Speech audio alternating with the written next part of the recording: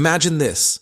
You sit down at your computer, ready to learn web development, and suddenly you're drowning in a swamp of tutorials, frameworks, and random buzzwords. React here, Vue there, and someone yelling about GraphQL like it's the answer to life itself. Yeah, that's not how I'd start if I was learning in 2025. Here's the smarter path. Start with the raw stuff: HTML, CSS, and plain old JavaScript. I'm not talking about memorizing cheat sheets or copying code from Stack Overflow. I mean actually building tiny things. A personal homepage that looks like your corner of the internet.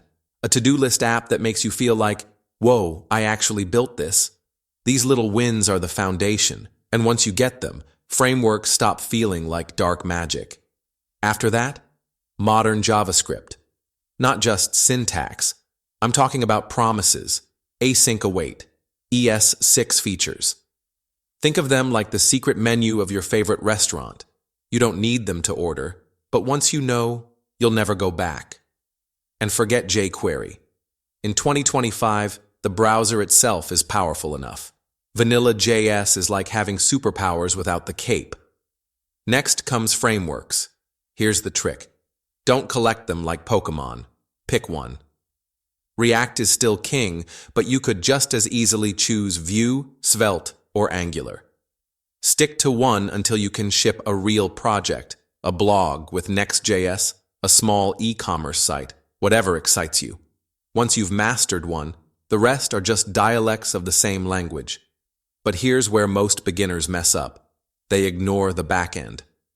You don't need to be some backend wizard with a long beard. Just learn the basics. Node.js with Express, or even easier, Next.js API routes. Build a simple notes app. Let users log in, save stuff, pull it from a database. That's when the aha moments start hitting. Speaking of databases, don't panic. I know the word alone scares off half of beginners, but tools like Supabase, PlanetScale, and Firebase in 2025 make it insanely easy. It's not cheating. Companies use them too. Just get the basics: tables, relations, queries. Go deep into SQL later if you want. Now, the real cheat code for learning?